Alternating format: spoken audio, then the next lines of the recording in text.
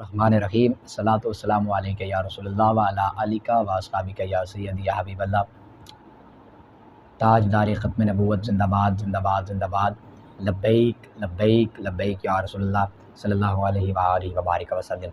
समाइन, हमने पिछली गुफ्तगू के अंदर, पिछले हमारे लेक्चर के अंदर, क्लास के अंदर ये बात हुई थी ख़ातमुन नबिय्यीन की तफसीर के हवाला से। उसके ऊपर हमने सहाबाए कराम का कौल और आइम्माए लुग़त का आपको बताया था कि वो इसके बारे में क्या कहते हैं। कुरान की तफसीर लफ्ज़ ख़ातम के मादे आपको बताए थे। अब इसके बाद कुछ कादियानियों की तरफ से इस लफ्ज़ ख़ातमुन नबिय्यीन के ऊपर इस आयत में वो कुछ एतराज़ात होते हैं। वो कहते हैं कि कादियानी पहला एतराज़ करते हैं कि कोई ये साबित नहीं कर सकता कि यहाँ पे लफ्ज़ ख़ातम की जो इजाफ़त है वो जमा की तरफ हो, क्योंकि वहाँ और यहाँ पर इसका माना आखिरी हो। 100 साल तक चैलेंज है, इसको को पूरा नहीं कर सकता। ये एतराज़ कर रहे हैं कादियानी।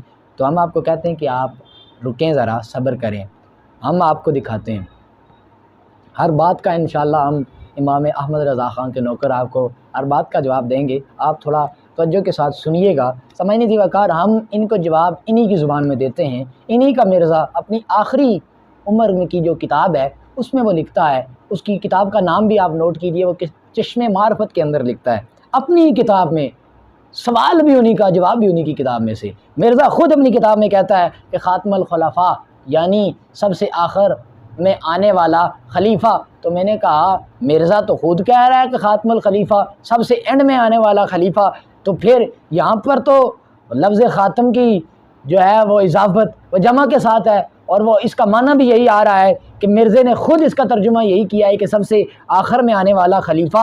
तो फिर आप क्या एतराज़ तो फिर अपने मिर्ज़ा पे बनता है। पहले जाके अपने मिर्ज़े से जवाब लें, फिर हम आपको जवाब देंगे। हम पर लफ्ज़ ख़ातम की जो इजाफ़त है वो जमा की तरफ हो रही है, और मिर्ज़ा ने भी, मिर्ज़ा ग़ुलाम अहमद कादियानी की बात कर रहा हूँ, मत ये कोई समझे कि मिर्ज़ा इंजीनियर की बात कर रहा हूँ। इंशाअल्लाह उसके बारे में भी हम उसका भी कला कमा करेंगे, लेकिन पहले ये सुनिएगा। मिर्ज़ा कहता है, मिर्ज़ा मोहम्मद अली ग़ुलाम अहमद कादियानी वो कहता है, मिर्ज़ा मोहम्मद अली इंजीनियर नहीं, मिर्ज़ा ग़ुलाम अहमद कादियानी कहता है कि यहाँ पर लफ्ज़ ख़ातमुल खुलफ़ा यानी आखिर में आने वाला खलीफा, यहाँ पर मिर्ज़ा ने जो लिखा उसने तर्जुमा भी यही किया और इसकी इजाफ़त भी जमा के साथ है। तो फिर वो कहते हैं जी हमने सवाल किया, आप मिर्ज़े की तहरीरों से हमें जवाब ना दें, हमें लुग़त से जवाब देते हैं। मैंने कहा ठीक है, आपको लुग़त से भी जवाब देते हैं। ये बात तो साबित हुई ना, आप भी यही कहते हैं कि मिर्ज़ा तुम्हारा झूठा है क्योंकि तुम उसकी बात ही नहीं मानते हो। मिर्ज़े की अगर बात मानते, मिर्ज़ा अगर सच्चा होता तो तुम यही कहते कि मिर्ज़े ने लिखा तो मान लेते हैं। यहाँ पे आपने जो मिर्ज़े ने कहा आप मान ही नहीं रहे हो। दूसरा एतराज़ करते हो कि हम मिर्ज़े की तहरीरों का नहीं जवाब मानते, जी हमें वो लुग़त से बताएं। तो मैंने कहा आपकी तसल्ली के लिए लुग़त से भी इस बात को हम साबित कर देते हैं, नो टेंशन। आप सुनिएगा, ताज उरूस में है, कहते हैं कि ख़ातम का मतलब होता है, ख़ातम का मतलब होता है कौम का आखिरी फ़र्द, आखिरुल कौम, कौम का आखिरी बंदा, उसका मतलब होता है ख़ातम। ख़ातम का मतलब कौम का आखिरी बंदा। और इस बात में मतलब ख़ातमुन नबिय्यीन जो अल्लाह ताला का फरमान है, इससे यही साबित होता है कि हुज़ूर अलैहिस्सलातु वस्सलाम ख़ातमुन नबिय्यीन हैं। तो सामाईन ज़ी वक़ार, अब ये ताजे उरूज़ में है, फिर हम लिसाने अरब से आपको इसका जवाब देते हैं। व ख़ितामुल कौम व ख़ितामुहुम आखिरुहुम, कि जब ख़तमुल कौम या ख़ातमुल कौम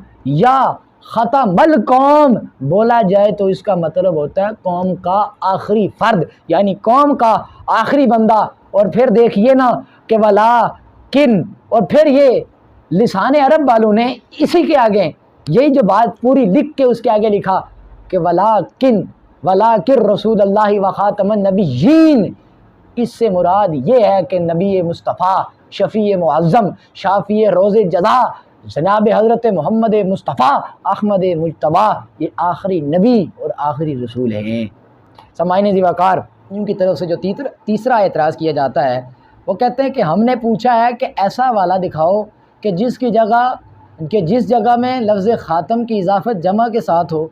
तुमने ताजुल उरूस में से जो हमें दिखाया है कि ख़ातमुल कौम, ये कौम तो वो कहते हैं जमा नहीं है, ये तो वाहिद है, इसकी तो जमा अक़वाम होती है। तो ये आपका जवाब दुरुस्त नहीं है। तो मैंने कहा कि ये कौम वाहिद नहीं बल्कि जमा इसम है, इसमें जमा है। تو قوم ایک آدمی کو نہیں ریپرزینٹ کرتی بلکہ پوری ایک جماعت کے گروہ کو. کبھی آپ نے سوچا کہ زید یہ قوم ہے؟ نہیں کہتے. اس وجہ سے قوم بنی اسرائیل کہتے ہیں. یہ کبھی ہوا ہے کہ صرف ایک بندہ ہے اس کا نام قوم ہے؟ پوری جماعت کے گروہ کو یہ قوم کہا جاتا ہے. جس طرح ہم بھی کہتے ہیں فتنہ قادیانیت القوم.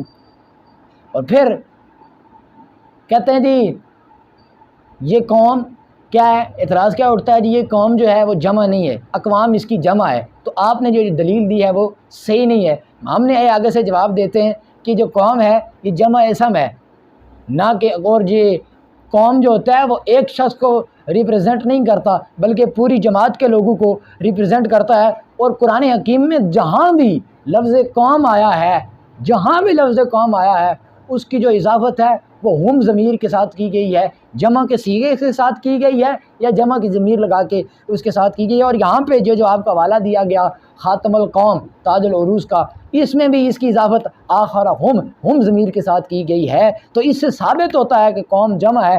آئیے اب قرآن حکیم برہان رشید میں سے آپ کو کچھ آیات مبارکہ میں دکھاتا ہوں. سورۃ اعراف ہے، آیت نمبر 59 اس میں خالق کائنات کے محبوب نبی حضرت جناب نوح آدم ثانی آپ اپنی قوم سے کہتے ہیں اے میری قوم، اے میری قوم. جمع کے صیغے کے ساتھ کہتے ہیں اے میری قوم، جمع کے صیغے کے ساتھ خطاب کرتے ہیں. اعبدو عبادت کرو، ما لکم علیکم کے ساتھ، اعبدو ما لکم علیکم کے ساتھ. ثابت ہوا کہ یہ قوم جمع ہے، نہ کہ اعبدو بھی دیکھے جمع کا صیغہ، ما لکم کاف ضمیر بھی جمع کے لیے استعمال ہوتی ہے، علیکم میں بھی کاف ضمیر جمع کے لیے استعمال ہوتی ہے. تو پتہ یہ چلا کہ یہ قوم جو ہے یہ جمع ہے. اب پھر دیکھیں دوسری آیت سورۃ ابراہیم آیت نمبر 4 دیکھیے گا. یہاں پہ قوم کا ذکر کیا گیا اور لیس لہم میں ہم ضمیر لگا کر یہ بتلا دیا گیا کہ جو قوم ہے یہ جمع ہے، ہم ضمیر جمع کی طرف لوٹ رہی ہے. سامعین ذی وقار قرآن حکیم میں ایسی بہت سی مثالیں موجود ہیں جن سے یہ بات ثابت ہوتی ہے کہ جہاں پر یہ ضمیر لائی گئی اس کا مرجع جمع ہے. جہاں پہ یہ لفظ قوم آیا ہے اس کے آگے جو بھی ضمیر آئی ہے وہ ضمیر جمع کی ہے نہ کہ واحد کی ہے. تو یہ جو قوم اور اقوام یہ جو دو باتیں کی ہیں نا انہوں نے، اس کا بھی میں جواب دے دیتا ہوں. کہتے ہیں نا کہ قوم اس کی جمع اقوام ہوتی ہے، تو میں نے کہا قوم کی جمع اقوام جمع منتہمل جموع ہے کہ یہ وہ جمع ہے جو جمع کی بھی جمع ہے. چوتھا اعتراض یہ ہوتا ہے کہ جب ہم کہتے ہیں ہم جب قادیانیوں کو کہتے ہیں کہ تمہارے مرزے نے تو حقیقت الوحی اس کے اندر یہ بات کہی ہے خاتم الاولاد کہ اولاد کو ختم کرنے والا، کہ مطلب اس کے بعد اولاد نہیں ہوئی، اولاد میں سے آخری. ہم جب یہ کہتے ہیں، مرزے نے بھی اس کا یہی ترجمہ کیا ہے، تو جب ہم یہ بات انہیں کہتے ہیں تو وہ پھر من گڑت دلیل دیتے ہیں. وہ کہتے ہیں یہاں پہ خاتم آیا ہے، خاتم نہیں آیا. تو یہ بھی ان کی من گڑت دلیل ہے. مرزے نے کبھی بھی اس کا جو ہے اس کی وضاحت نہیں کی کہ میں نے خاتم کہا یا خاتم کہا ہے. سامعین اس کا جواب بھی ہم آپ کو دیتے ہیں. خاتم اور خاتم کا معنی پہلی بات تو یہ ہے کہ مرزائی جو یہ خاتم اور خاتم کا من غلط فرق نکالتے ہیں، اس میں عرب کے لغات کیا کہتے ہیں آپ کے سامنے میں بتاتا ہوں. 2-3 چیزیں آپ کو بتاتا ہوں. صاحب لسان العرب علامہ ابن منظور جو کہ 7ویں صدی کے معتبر اور بہترین عالم گزرے ہیں، وہ کہتے ہیں وختم الختام الختم الختام الختم الختام اور الختم کلہم معنی واحد. کہتے ہیں کہ ان سب کا معنی ایک ہے. لفظ ختام کا بھی معنی ایک ہے، خاتم کا معنی بھی ایک ہے، خاتم کا بھی معنی ایک ہی ہے.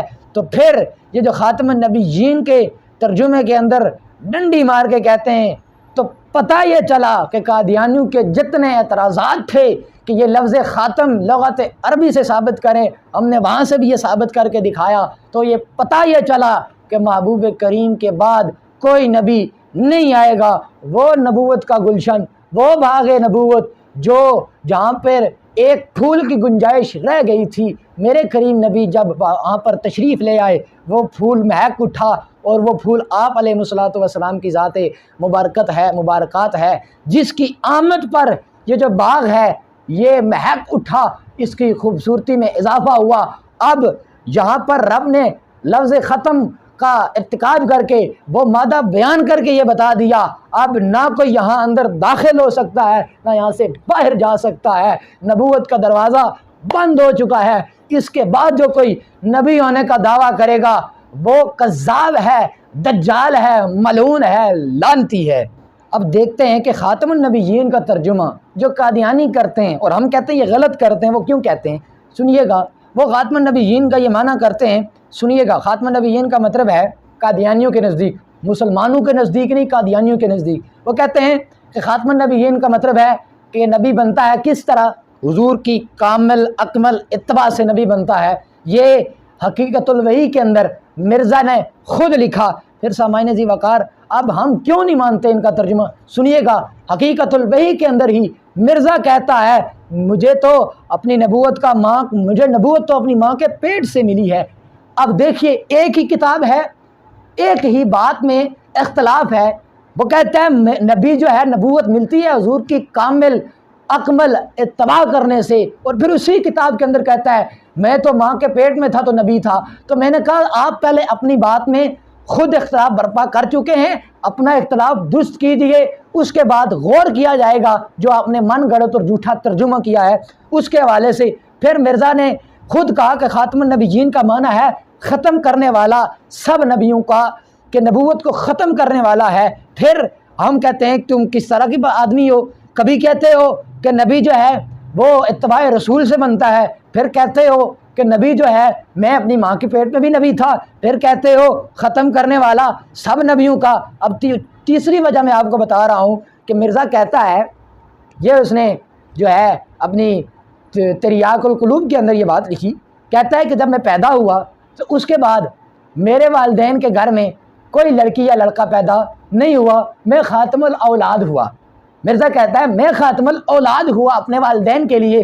تو میں نے کہا مرزا کے سارے جو خواری ہیں یہ ہمیں بتائیں نا، خاتم النبیین کا ترجمہ تو یہ کہتے ہیں کہ حضور کے بعد کوئی نبی آ سکتا ہے کہ حضور کی کامل اکمل اتباع سے آتا ہے، تو خاتم الاولاد کا مطلب کیا ہوگا کہ کیا مرزے کے والدین کے گھر جو اولاد ہوئی ہے وہ مرزے کی مور کی وجہ سے ہوئی ہے، مرزے کی اتباع کی وجہ سے ان کے والدین کے گھر اتباع ہوئی ہے؟